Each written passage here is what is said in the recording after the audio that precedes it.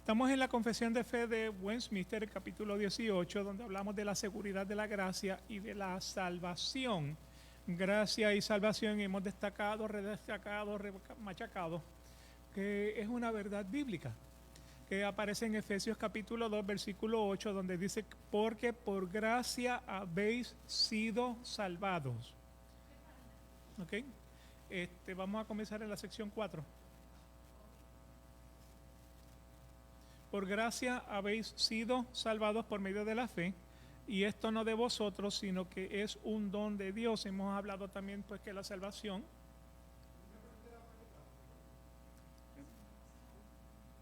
que terminamos en la 3.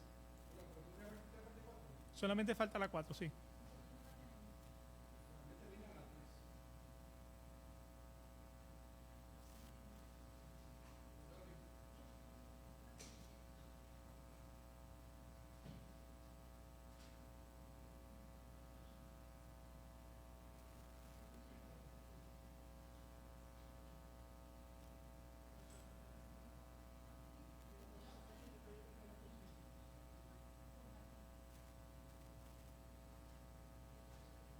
¿Sí? ¿Qué página estamos? ¿Sí? Así que dijimos que gracia y salvación pues son dos verdades bíblicas que se encuentran en la Biblia. Lo vimos en Efesios capítulo 2, versículo 8. Hemos hablado y hemos definido que la salvación es completamente por gracia, obra completa de Dios, que esta salvación se nos está revelando desde el Antiguo Testamento, o sea que la salvación no es un concepto del Nuevo Testamento, sino que desde el Antiguo Testamento estamos viendo esta salvación por gracia. En la sección 1 de este capítulo vimos que los hombres no regenerados, o sea, los hombres que no son salvos, se engañan a sí mismos con esperanzas falsas y presunciones carnales de estar en el favor de Dios y en el estado de la salvación. Sin embargo, por esta falsa esperanza, esto los va a llevar a perecer. ¿Por qué razón? Porque nuevamente no todo el que dice Señor, Señor verá el reino de los cielos.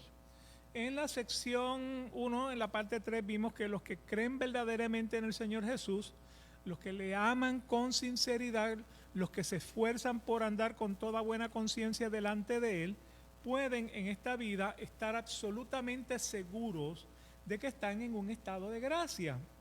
También pueden regocijarse en la esperanza de la gloria de Dios, y tal esperanza nunca los hará avergonzarse. O sea que nuevamente tenemos garantía tanto en la gracia de Dios como en la salvación de Dios. En la sección 2 pues vimos que esta seguridad de gracia y salvación es fundada en una seguridad infalible de fe que está basada en promesas de salvación. En la demostración interna de aquellas gracias a las cuales se refieren las promesas, en el testimonio del espíritu de adopción que testifica a nuestro espíritu de que somos hijos de Dios. En la sección 3, que la vimos la semana pasada, dice que esta seguridad infalible no corresponde solamente a la esencia de la fe, o sea, nuestra fe puede fallar, sino que también pues un verdadero creyente puede esperar mucho tiempo, puede luchar con muchas dificultades antes de ser participante de tal seguridad, antes de reconocer que esa gracia y esa salvación son producto del Espíritu Santo en nuestras vidas. Y sin embargo, pues nuevamente lo podemos dudar, lo podemos cuestionar, podemos meternos en actividades que realmente pues de una manera u otra no nos hacen perder la salvación, pero nos ponen en un vacío interior sabiendo que el Espíritu Santo no está contento con nuestras actividades. Por eso la palabra dice, no contristéis al Espíritu Santo, y lo contristamos pues nuevamente con nuestras acciones. Pero el creyente es capacitado por el mismo Espíritu Santo para conocer las cosas que se le son dadas gratuitamente por parte de Dios. O sea, el hombre recibe dones del Espíritu Santo por por el uso correcto de los medios ordinarios Y por eso es el deber de cada uno de nosotros ser diligentes para asegurar un llamamiento y una elección, para que el corazón se ensanche en la paz y en el gozo del Espíritu Santo, en amor y gratitud a Dios y en la fuerza y alegría de los deberes, de la obediencia, que son los frutos propios de esta seguridad. ¿Okay? Así que nuevamente los dones que nosotros recibimos, los recibimos de parte del Espíritu Santo. Fe es uno de esos dones que recibimos. La fe para creer que somos salvos, que estamos en un estado de gracia. Eso viene prácticamente, eso, o sea, el Espíritu Santo habla a nuestros corazones para confirmarnos eso en la vida. En la sección 4, que la vamos a comenzar hoy, ¿en qué página estamos, por favor? 1831. Estamos en la página 1831. Vamos entonces a comenzar la sección 4, y esta pues comienza diciendo lo siguiente: la seguridad de la salvación de los verdaderos creyentes puede ser en diversas maneras zarandeada, disminuida o interrumpida por la negligencia en preservarla, por caer en algún pecado especial que hiera la conciencia y contriste el espíritu, por alguna tentación repentina o vehemente, por retirarlos Dios la luz de su rostro, y permitiendo aún a los que le temen que caminen en tinieblas y que no tengan luz. Sin embargo, nunca quedan totalmente destituidas de aquella simiente de Dios y de la vida de fe, de aquel amor de Cristo y de los hermanos, de aquella sinceridad de corazón y conciencia del deber. De todo lo cual, por la operación del Espíritu, esta seguridad puede ser revivida en su tiempo debido, y por todo lo cual, mientras tanto, los verdaderos creyentes son sostenidos para que no caigan en la desesperación total. Tenemos mucha carne en el hueso. Vamos a verlo poco a poco. Comenzamos entonces con la seguridad de la salvación de los verdaderos creyentes. ¿Okay? Somos salvos. Estamos seguros de que tenemos la salvación. Sin embargo, esa seguridad que tenemos internamente puede ser zarandeada, puede ser disminuida, puede ser interrumpida. Acuérdense que si ustedes oran el Padre Nuestro, una de las oraciones en el Padre Nuestro dice: no me dejes caer en tentación. Eso significa que todos los días, a toda hora, a cada minuto de cada hora, estamos expuestos a ¿qué? A ser tentados. Y cuando estamos hablando del pecado, hablamos del pecado del pasado, el pecado del presente y el pecado del futuro. O sea, ¿cómo pecamos en el pasado?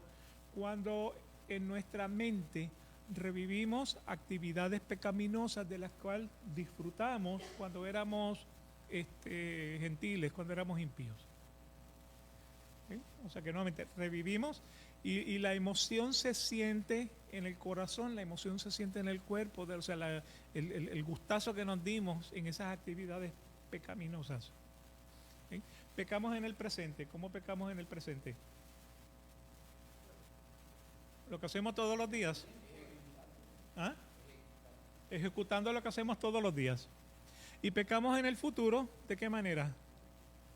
Planificando el pecado. ¿Cómo nos veríamos en el futuro en una actividad pecaminosa? O sea, por ejemplo, ¿cómo se vería si usted juega la lotería hoy y se saca el billón? Porque ya no es un millón, ahora es un billón.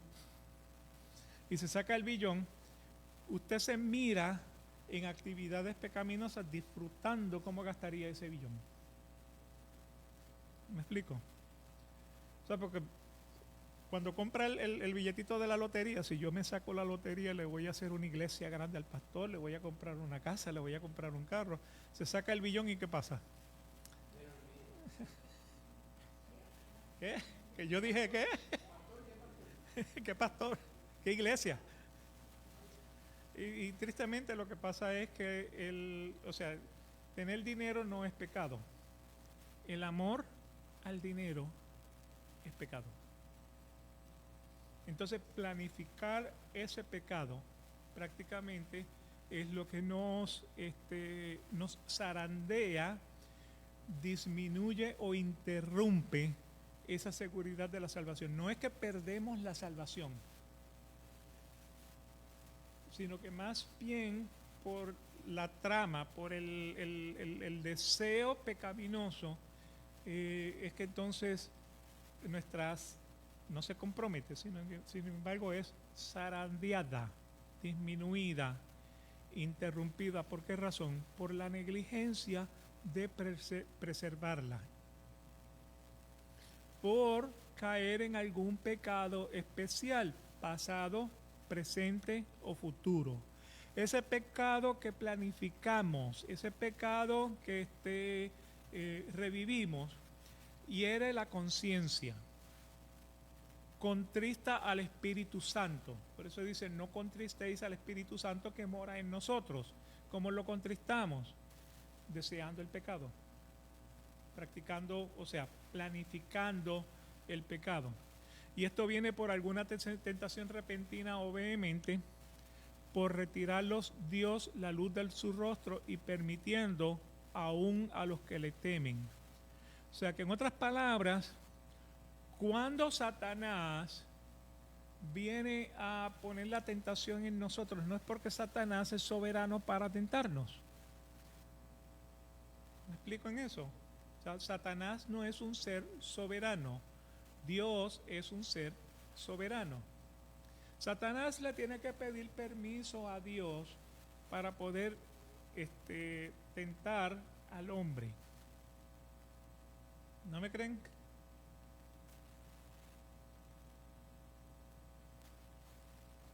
Job, capítulo 1. ¿Alguno me han leído Job?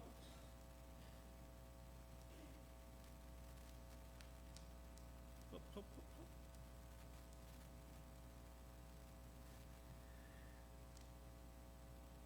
Aquí está, antes de los salmos.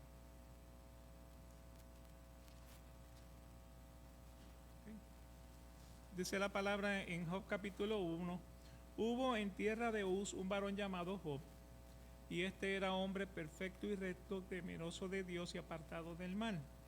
Y le nacieron 7 hijos y 3 hijas.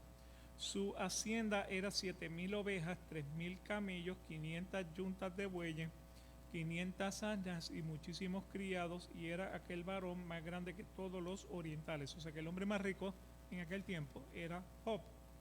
Versículo 4, e iban sus hijos y hacían banquetes en estas casas, cada uno en su día, y enviaban a llamar a sus 3 hermanas para que comiesen y bebiesen con ellas. Y acontecía que habiendo pasado en turno los días de convite, Job enviaba a los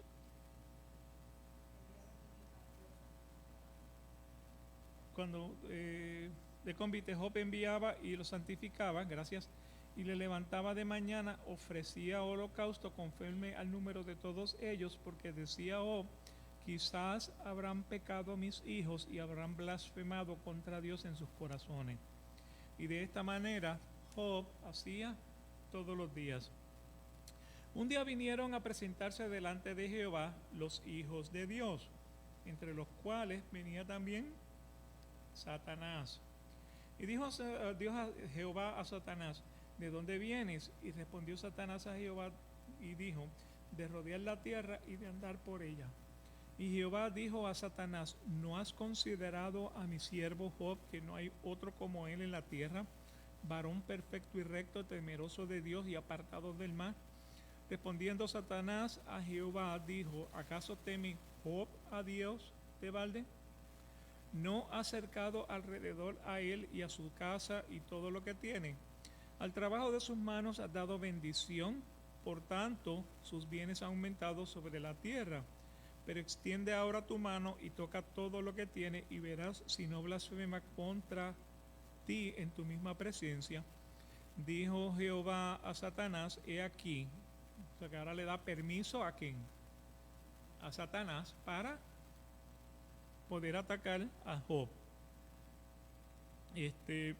pero extiende ahora tu mano, versículo 11, pero extiende ahora tu mano y toca todo lo que tiene y verás si no blasfema contra ti en tu misma presencia.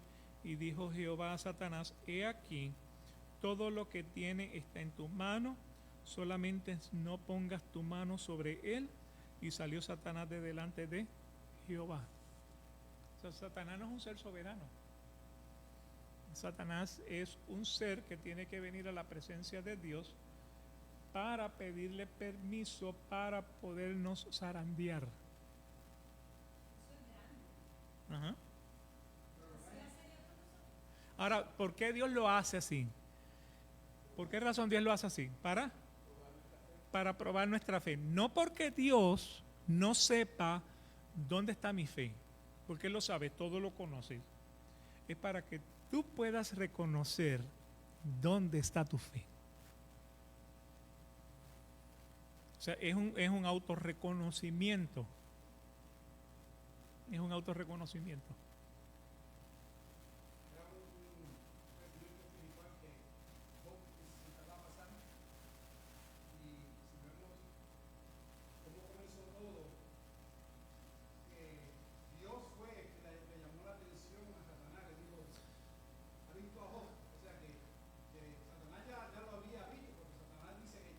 Estaba rodeando la tierra.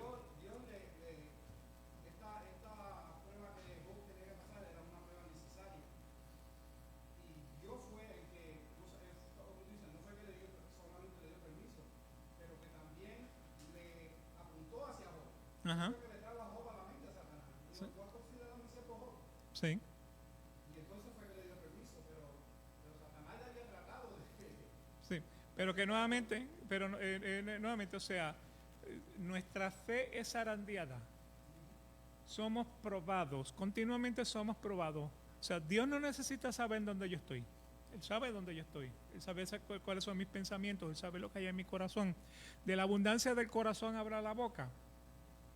O sea, Dios conoce mis debilidades, pero Él lo que quiere es que en base a la prueba yo pueda reconocer cuáles son mis debilidades.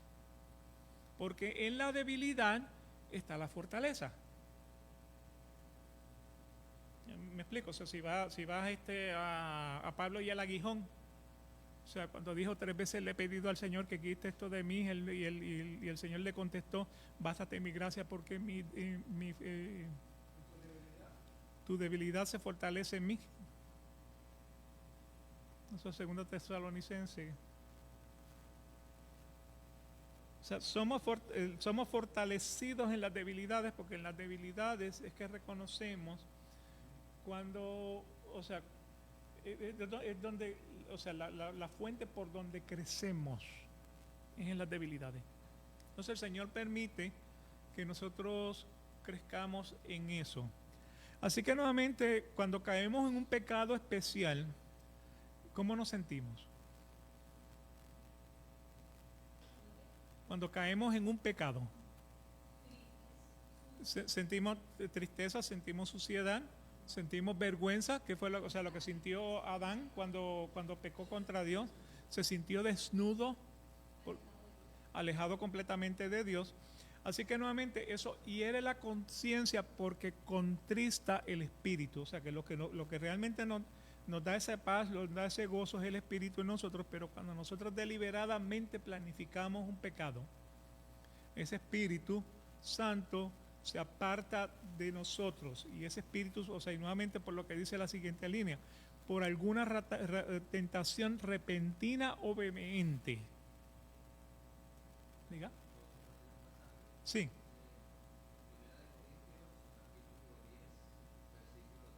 Ok, 1 Corintios 10:3. ¿Qué dice?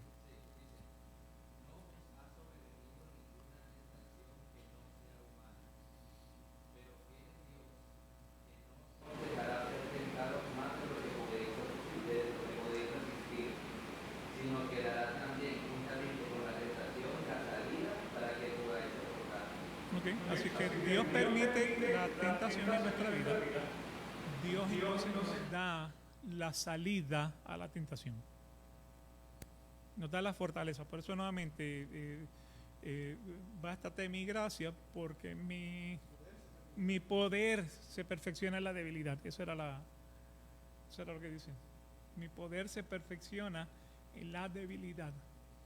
Entonces por eso Pablo decía, yo entonces me alegro ahora de mis debilidades, porque en mis debilidades es que voy a adquirir la fortaleza. ¿Okay? Así que nuevamente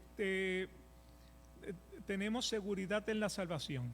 Sin embargo, esa salvación va a ser zarandeada, va a ser disminuida, va a ser interrumpida. No vas a perder la salvación, pero sin embargo vas a ser tentado. Y cuando seas tentado, vas entonces a usar esa tentación para, o sea, puedes caer en la tentación o tú puedes superar la tentación. O sea, claro, en un momento te sometes a la tentación, pero la próxima vez que venga la misma tentación, ya sabes que la puedes evitar porque eso contrista entonces el Espíritu de Dios. Entonces vemos este ejemplo también en Pedro. O sea, además de Job, Pedro estaba sentado fuera en el patio. Acuérdense que, o sea, el Señor le dijo a Pedro, Satanás ha pedido para zarandearte, pero yo he orado, ¿para qué? Tu fe, para que tu fe no disminuya. Entonces, eso es lo que estamos viendo aquí en Mateo 26, 69 al 75. Pedro entonces, cuando le dijo al Señor, o sea, porque eso viene de cuando el Señor le dijo, yo tengo que ir a la cruz, y Pedro le dijo, yo te voy a seguir hasta donde tú vayas, y el Señor le dijo, Satanás ha pedido para zarandearte, pero yo estoy orando por ti, para que tu fe no mengüe, no caiga. Entonces, el Señor ahora se lo llevaron arrestado. Entonces Pedro estaba sentado fuera en el patio y una sirvienta se le acercó y dijo, tú también estabas con Jesús el Galileo. ¿Y qué le dijo Pedro? ¿Yo? Estás equivocado. Pero él lo negó delante de todos ellos diciendo, no sé de qué me hablas. Cuando salió al portal lo vio otra sirvienta y dijo a los que estaban allí, esta estaba con Jesús el Nazareno. ¿Yo? Y otra vez él lo negó con juramento. Yo no conozco a ese hombre. Un poco después se le acercaron los que estaban allí y dijeron a Pedro, seguro que tú también eres uno de ellos porque aún tu manera de hablar te descubre. ¡Yo! Entonces él comenzó a maldecir y a jurar, yo no conozco a ese hombre. Y al instante el gallo cantó, porque el Señor le había dicho, me negarás 3 veces antes de que el gallo cante. Y eso es una de las cosas de la providencia de Dios, cómo Dios utiliza, o sea, los animales para hablarle al hombre. O sea, en este caso usó un gallo para confirmarle a Pedro lo que él le había dicho por medio de esa profecía. Entonces, por eso dice en el 75, Pedro se acordó de lo que le había dicho, antes que el gallo cante, me negarás 3 veces, y saliendo fuera, lloró amargamente.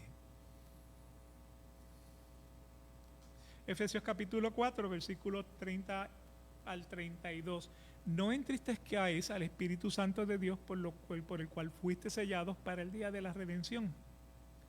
Sea quitada de vosotros toda amargura. Así que, ¿cómo contristamos al Espíritu Santo? Con amargura, con enojos, con iras, con gritos, con maledicencia, así como toda malicia. De esa manera contristamos al Espíritu Santo que habita en nosotros. Para no contristar al Espíritu Santo, sed más bien amables unos con otros, misericordiosos, perdonando unos a otros, así como también os perdonó en Cristo. Salmos 31, versículo 22. Y yo alarmado decía, cortado soy delante de tus ojos, empero tú oíste la voz de mis súplicas cuando a ti clamaba. O sea que David se sentía que había sido cortado de la presencia de Dios, pero él tenía la seguridad de que aún Dios estaba escuchando sus súplicas cuando él le clamaba. Isaías capítulo 50, versículo 10. ¿Quién entre vosotros que tema al Señor, que oiga la voz de su siervo, que ande en tinieblas y no tenga luz? Confíe en el nombre del Señor y apóyese en su Dios. O sea, ¿quién hay entre vosotros que teme al Señor, que oye la voz de su siervo, pero que también anda en tinieblas y no tenga luz? Confía en el perdón del Señor. Porque la palabra dice que si venimos al Señor y le confesamos nuestro pecado, Él es justo para perdonar nuestro pecado, nuestra iniquidad. ¿Okay? Así que podemos ser zarandeados aun cuando tenemos la gracia y la salvación. Nuevamente somos probados no por el hecho de que Dios quiera saber dónde está nuestro corazón, porque Él no sabe dónde estamos, sino más bien para que nosotros podamos reconocer en qué y dónde estamos parados. ¿Okay? Continuando entonces con la sección 4, que dice que caminen en tinieblas y que no tengan luz, sin embargo, nunca quedan destituidos de aquella simiente de Dios y de la vida de fe, de aquel amor en Cristo y de los hermanos, de aquella sinceridad de corazón y conciencia del deber. De todo lo cual, por la operación del Espíritu, esta seguridad puede ser revivida en su debido tiempo. Así que a pesar de que caminamos en tinieblas, a pesar de que no vemos la luz al fondo del túnel, nunca quedamos destituidos de ser hijos de Dios. ¿Okay? Así que nuevamente, el hecho de que somos salvados por gracia y misericordia, eso no nos quita el pecado. O sea, cuando Dios redime al hombre, lo que redime es el espíritu, pero no redime la carne. La carne sigue siendo pecaminosa. Por eso 1 Corintios 15:50 dice: carne y sangre no heredan el reino de los cielos. ¿Por qué razón? Porque lo que hereda el reino de los cielos es ¿qué? El espíritu. O sea, el día que este cuerpo deja de trabajar, ¿a dónde va? A la tierra, donde se lo comen los gusanos.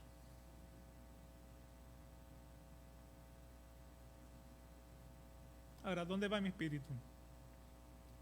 A la presencia de Dios, donde Dios entonces me juzga para ponerme en el seno de Abraham, o sea, en un lugar de espera donde están todos los creyentes esperando por la segunda venida de Jesucristo, o me lleva al Hades, me envía al Hades. O sea, por eso Satanás no te puede llevar a ti al infierno. Quien realmente te pone a ti en el infierno es el Señor. Porque la palabra dice: no le temas a aquel que puede, ¿cómo?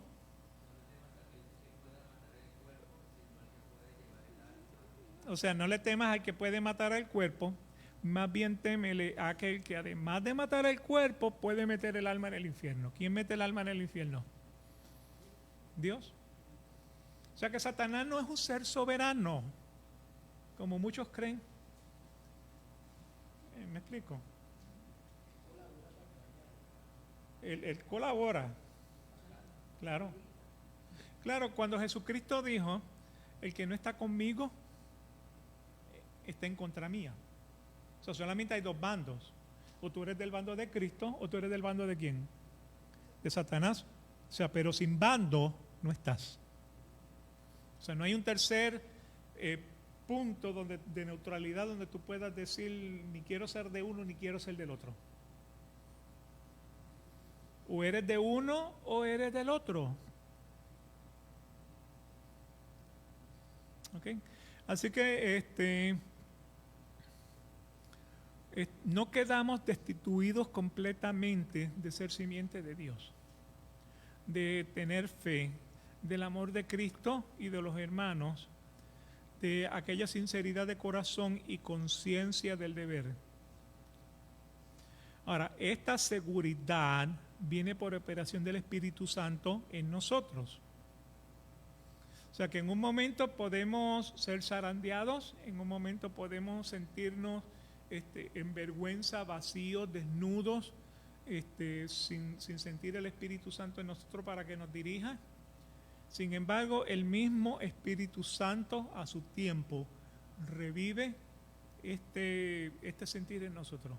Especialmente cuando pone en nosotros ese deseo de decir: Señor, me equivoqué, Señor, cometí un pecado, he pecado delante de ti y pido que por tu misericordia me perdones. ¿Ok? Primera de Juan capítulo 3, versículos 9 y 10. Ninguno que es nacido de Dios practica el pecado. O sea, ninguno que es nacido de Dios planifica el pecado. ¿Cuántos de ustedes se levantaron esta mañana y decidieron que iban a pecar? Gustavito levantó la mano.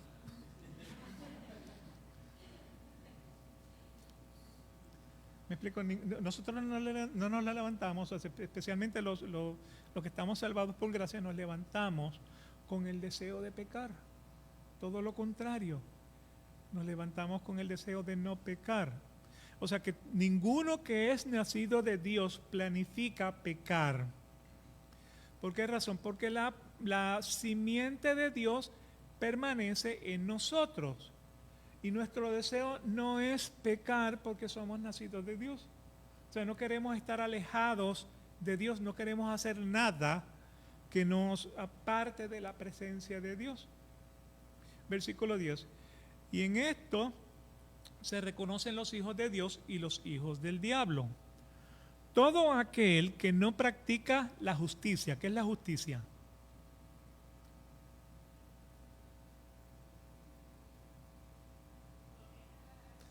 Lo que es agradable y perfecto delante de los ojos de Dios.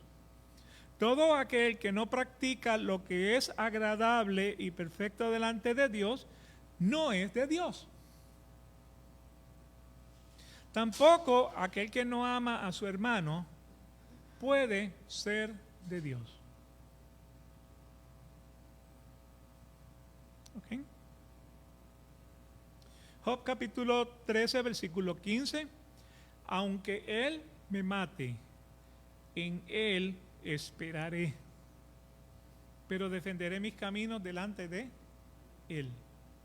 O sea, Job aquí está diciendo: aunque Dios me quite la vida, en él tengo confianza. O sea, aunque pase un huracán por mi casa y me lleve el techo, en él tengo mi confianza.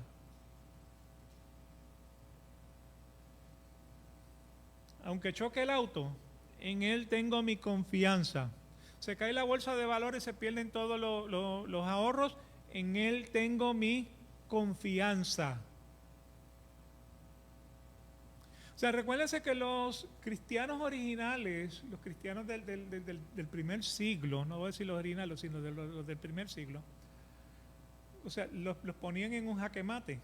Les decían: niega a Jesucristo y vive, o confiesa a Jesucristo y yo te mato. Dice: mátame. ¿Por qué razón? Porque ellos sabían de corazón, sin ninguna duda, de que para mí el morir es vida. Ausente al cuerpo, presente al Señor. O sea, ¿cuál es la persona que teme morir hoy día? Físicamente. ¿Quién le tiene miedo a la muerte? Una persona que no está segura de su salvación. O sea, se mudan de un lado al otro para esconderse del diablo. O sea, tienen esa manera de pensamiento. O sea, aunque Él me mate, en Él tengo la confianza de ¿qué? De que tengo salvación. Cuando dice: pero defenderé mis caminos delante de Él, no voy a pecar delante de Él.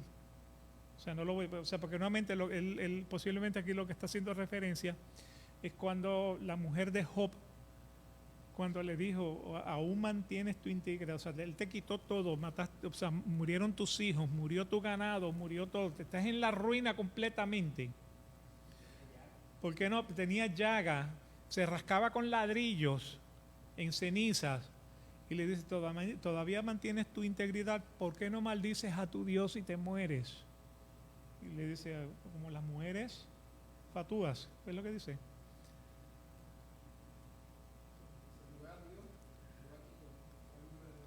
¿Qué es su nombre? Glorificado. Estás hablando como una persona que no tiene conocimiento de Dios. Porque Jehová es el que da y Jehová es el que quita. Si ustedes miren el Salmo, creo que es el 24, donde dice, de Jehová es la tierra su plenitud y todo lo que hay en él. O sea, los $5 que yo tengo en el bolsillo no son míos. La casa que yo tengo no es mía. O sea, la comida que yo tengo, no, yo no la compré. O sea, todo viene por provisión divina de parte de Dios, y lo único que yo puedo decir es, Señor, gracias porque tú me permites tenerlo. Y lo que les decía la semana pasada, o sea, una vez vinieron a venderme una alarma, que sí, mira, que se están robando por aquí, que se están robando por allá. ¿Quieres comprar una alarma? No, no quiero comprar una alarma. Y cuando cerré la puerta digo, Señor, mira, todo lo que hay aquí es tuyo. Si a alguien le hace falta esa mesa, mira, que no me rompa la puerta, que me diga, necesito la mesa, y yo se la regalo. ¿Ok? Me hace falta ese piano, llévatelo, muchachos, que me haces un favor.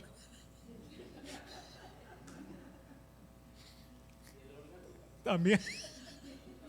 La batería, todo, que se lo lleven. Ok. Yo tengo unos Matchbox y unos Hot Wheels en casa. Te los traigo la semana que viene. Le fue específico. Ajá, ni de qué tamaño ni de qué color.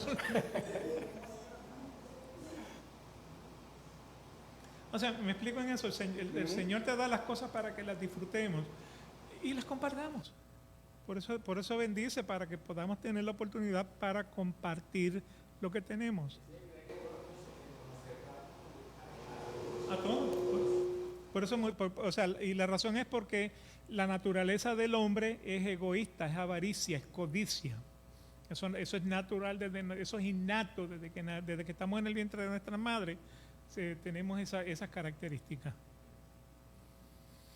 Entonces, pero Job le decía, aunque él me mate, en él esperaré, pero defenderé mis caminos delante de él. No voy a seguir el consejo de mi esposa, que me dijo, no mantengas tu integridad, maldícelo y muérete. O sea, había algo en la mujer de Job que ella no conocía lo que ocurría luego de que este cuerpo dejara de trabajar. Pero Job lo tenía clarito, y esa era la gracia y la salvación. Y estamos hablando de Job. ¿Okay? Lo favoreció nuevamente en la tierra, pero nuevamente porque Job todos los días hacía sacrificio hasta por sus hijos, por si acaso ellos hubieran pecado. Por si acaso tenían pecado. ¿Okay? Lucas capítulo 22, versículos 31 y 32. Simón, y este era el que estábamos hablando, o sea, en este versículo, pues nuevamente estamos hablando de cuando Pedro le dijo, hasta la cruz te seguiré. Le dijo a Jesús, hasta la cruz te seguiré. Le dice, Simón, mira que Satanás os ha reclamado para zarandearos como a trigo, pero yo he rogado por ti para que tu fe no falle, y tú, una vez que hayas regresado, fortalece a tus hermanos. ¿Okay? Así que nuevamente, Satanás había reclamado a Pedro para ser zarandeado. ¿Quién se lo pidió? Al Padre. ¿Quién intercede ahora por Pedro? El Señor Jesucristo.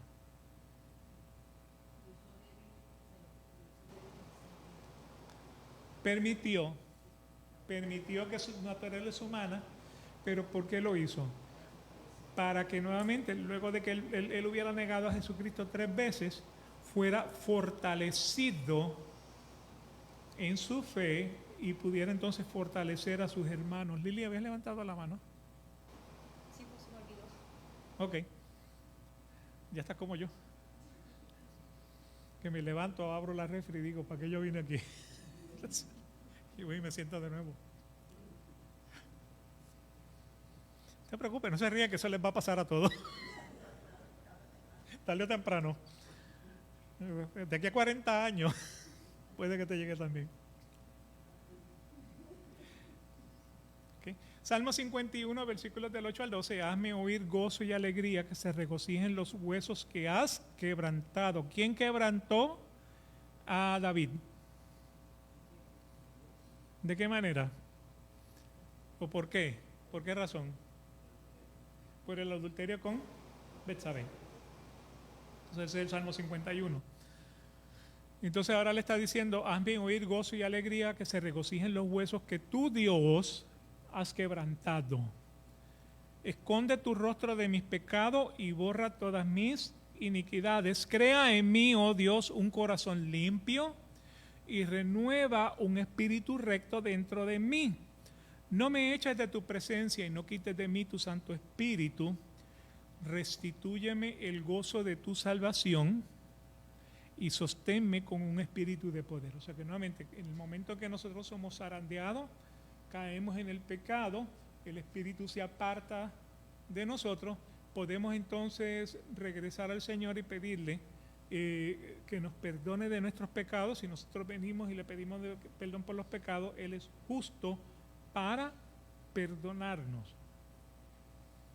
Vuelvo y destaco, ese espíritu cuando se separa de nosotros, lo que sentimos es un gran vacío, sentimos una gran tristeza, sentimos dolor, sabemos que hemos fallado delante del Señor y por eso Él le dice, restitúyeme el gozo de saber que soy salvo.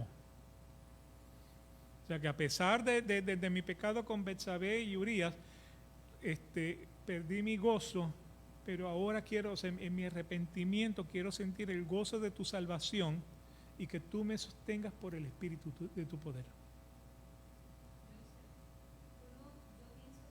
Todo eso cuando uno ha tenido esa relación personal con Dios y sincera, porque uno de mis problemas que yo siempre le digo a él, que yo tengo, no problema, pero que yo a veces veo personas que están bien metidos en la iglesia y luego se pierden o se descarrían y después regresan y luego se van. Entonces yo digo, ese es el problema que yo tengo creyendo salvo siempre salvo, porque yo digo, como una persona va a ser salva siempre salva, y él me explicó ya, pero como quiera yo siempre tengo ese pensamiento de que como una persona va a ser salva siempre salva, si está con ese relajo, pienso yo que yo no debería de juzgar, ¿verdad? Porque solamente Dios conoce los corazones, pero que yo digo que una persona que tenga esa relación íntima o bien verdadera es que se siente así, pero si no, no lo va a sentir así. Es una relación.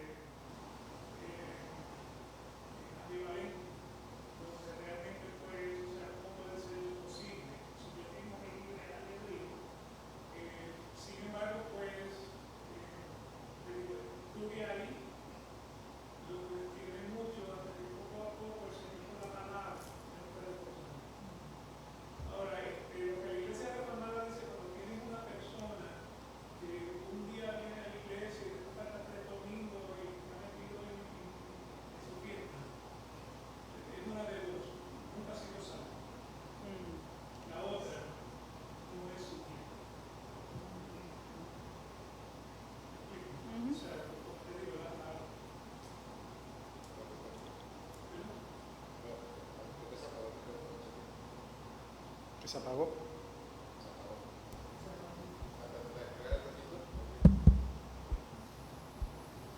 O sea, dentro de la iglesia tenemos dos tipos de personas. Tenemos creyentes y tenemos incrédulos.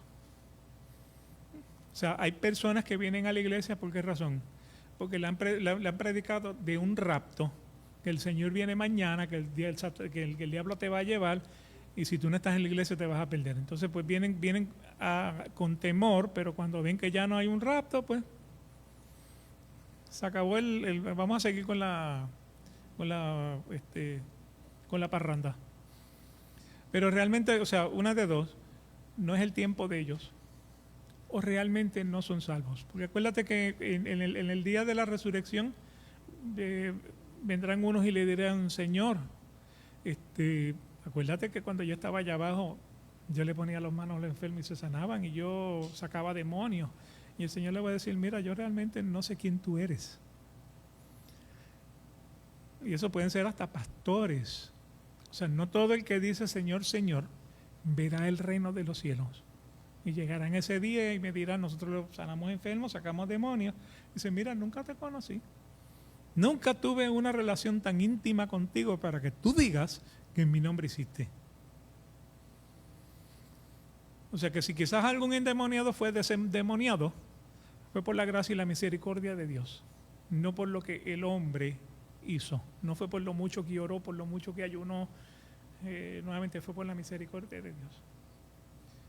Pero esa persona, o sea, como te digo, nunca será salvo, o no es el tiempo de Dios para que tenga una convicción completa de su salvación. Y por otro lado, voy a ser honesto contigo, la primera vez que yo escuché esto no fue en la iglesia carismática, fue en la iglesia reformada. Y claro, ser indoctrinado en una cultura carismática, claro, uno viene aquí y cuestiona todo esto.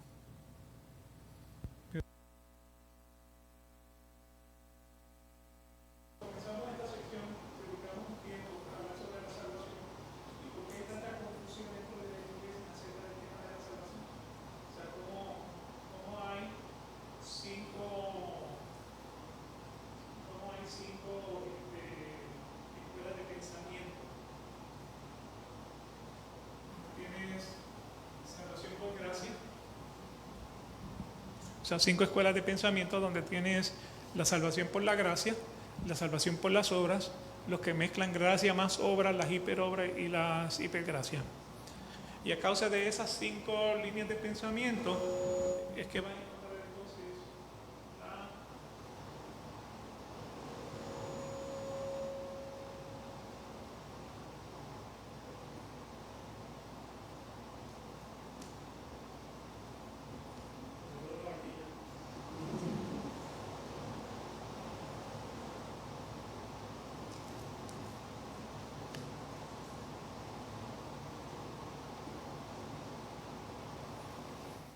tengo una luz roja. Ok, gracias. Y de acuerdo con entonces con esas 5 escuelas de pensamiento, por esa razón cuestionamos las otras 4. Porque cuando nos agarramos a una, como si fuera, o sea, utilizamos solamente los versículos que apoyan esa una sin mirar entonces el contexto en general. Volvemos a repetir Isaías 50:10, donde dice, ¿quién hay entre vosotros que tema al Señor, que oiga la voz de su siervo, que ande en tinieblas y no tenga luz? Confíe en el nombre del Señor y apóyese en su Dios. ¿Okay? Así que nuevamente tememos al Señor, oímos la voz de su siervo, a pesar de que andamos en tinieblas y no tengamos luz, siempre confiamos en el nombre del Señor y nos apoyamos en las promesas del Señor. Y la última parte de esa sección 4 dice, por todo lo cual, mientras tanto, los verdaderos creyentes son sostenidos para que no caigan en la desesperación total. Y por todo lo cual, mientras tanto, los verdaderos creyentes son sostenidos para que no caigan en desesperación total. O sea que aun cuando pecamos, aunque no querramos, pero lo hacemos, podemos entonces ser sostenidos para que no digamos, estoy perdiendo mi salvación. Porque yo he visto, o sea, gente, cuando estábamos en la iglesia carismática, que vengan, pasen al frente, vamos a orar por ustedes. Y gente que venía, pero con un pánico de que, mira, que esta mañana me comí un helado con mucho azúcar. Eso es pecado, ¿sabes?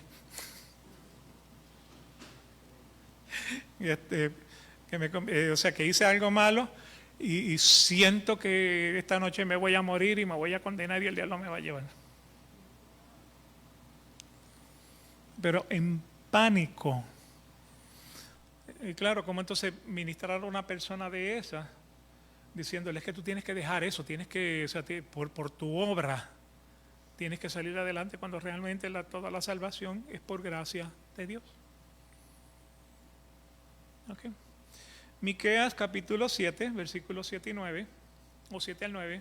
Pero yo pondré mis ojos en el Señor, esperaré en el Dios de mi salvación, mi Dios me oirá.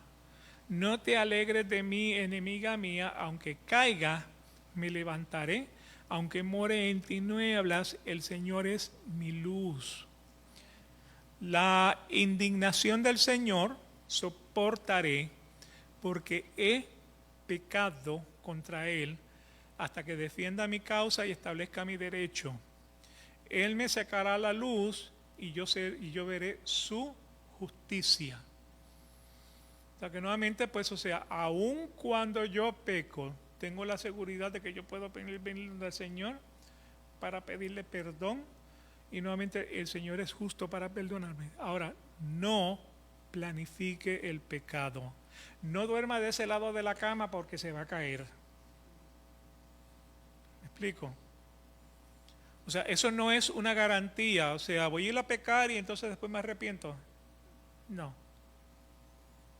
O sea, aléjate del pecado. No planifiques el pecado. Jeremías 32:40.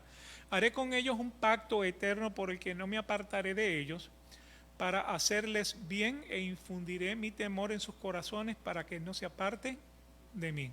Haré con ellos un pacto eterno por el que no me apartaré de ellos, para hacerles bien. ¿Quién está hablando aquí?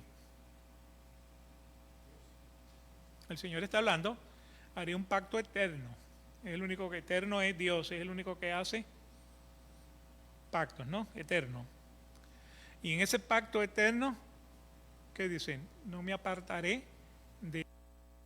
Dentro de ese pacto eterno les voy a hacer el bien, e infundiré mi temor en sus corazones para que no se aparten de mí.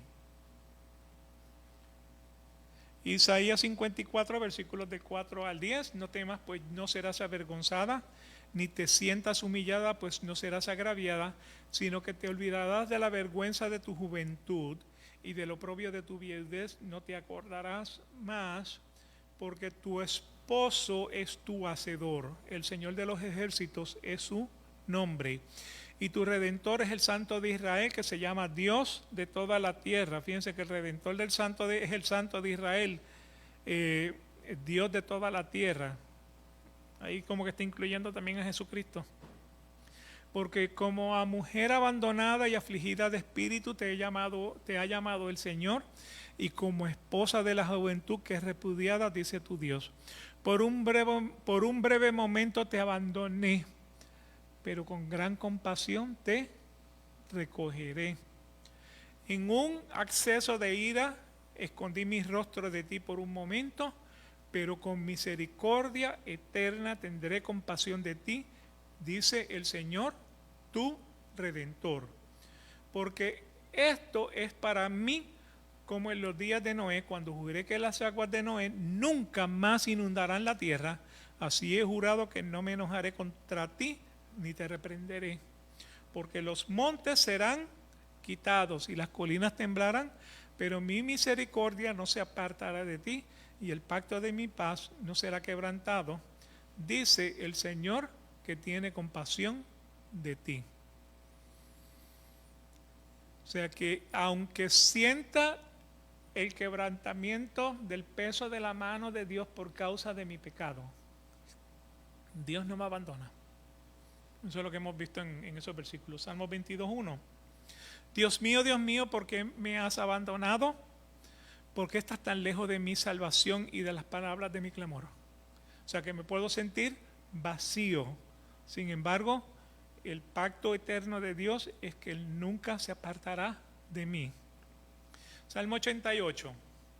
Oh Señor, Dios de mi salvación, de día y de noche he clamado delante de ti. Llegue mi oración a tu presencia. Inclina tu oído a mi clamor, porque saturada está mi alma de males y mi vida se ha acercado al Seol. O sea, me veo a un paso del Seol porque nuevamente no dejo de ser pecador. Soy contado entre los que descienden a la fosa, he llegado a ser como un hombre sin fuerzas, abandonado entre los muertos como los caídos a espada que yacen en el sepulcro, de quienes ya no te acuerdas y que han sido arrancados de tu mano. Me he puesto en la fosa más profunda, en lugares tenebrosos, en las profundidades. He reposado sobre mí tu furor y me has afligido con tus olas. Has alejado de mí mis amistades, me has hecho objeto de repugnancia para ellos. Encerrado estoy y no puedo salir. Han languidecido mis ojos a causa de la aflicción.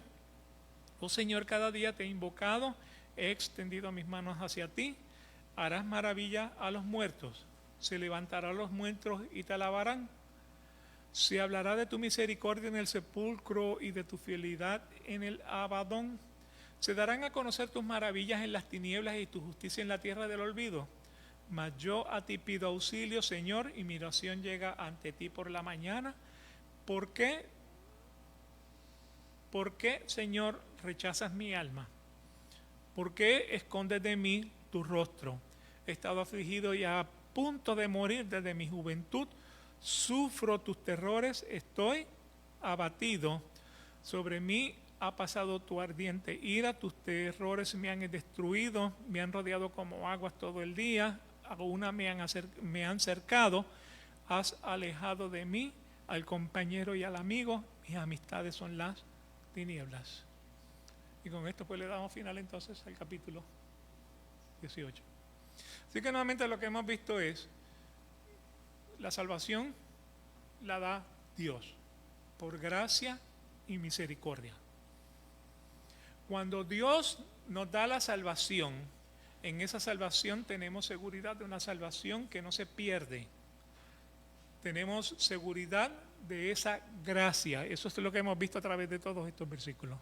Que realmente esa salvación no la podemos perder. Porque el que da la salvación es Dios. O sea, Dios no es hombre para que mienta, ni hijo de hombre para que se arrepiente. Todo lo que Él dijo que va a hacer, lo hará. O sea, si te dice, Lili, yo te voy a hacer salva, pues o sea, eso lo aceptamos por fe. Te pone la fe para que tú lo crees. Ahora, ¿Lili puede perder su salvación? No. ¿Por qué razón? Porque Dios no es hijo de hombre para que mienta. O sea, no es hombre para que mienta, ni hijo de hombre para que se arrepienta. Si Él dijo, Lili, yo te voy a dar a ti la salvación, y tú lo crees en tu corazón de que ha sido de esa manera porque el Señor lo ha puesto en tu corazón, no hay manera que tú puedas perder tu salvación a menos que tú decidas negarlo. Ahora, no tenemos, o sea, no nacemos en una burbuja para decir, pues yo lo acepto o yo lo niego. O sea, nacemos como pecadores y el Señor entonces nos tiene que salvar. Padre, te damos gracias por este día, te damos gracias por el estudio de tu palabra.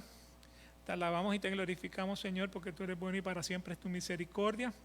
Sabemos que es un tema, Señor, un poco difícil de poder digerir, pero permite, Señor, que sea tu Espíritu Santo quien nos dirija a todo conocimiento de lo que aparece en tu palabra. Para gloria y honra de tu nombre, te doy gracias, Señor. Te pido ahora, Padre amado, que te quedes con nosotros el resto del servicio, sea los cantos de alabanza, la predicación que venimos a traer el día de hoy de parte tuya a este pueblo, de tu completo agrado. Ayúdanos, Señor, a poder entenderte y a conocerte más. Todo esto para gloria y honra de tu nombre. Amén. Y el pueblo de Dios dice amén, y nos veremos entonces Dios mediante en el servicio. Que Dios los bendiga.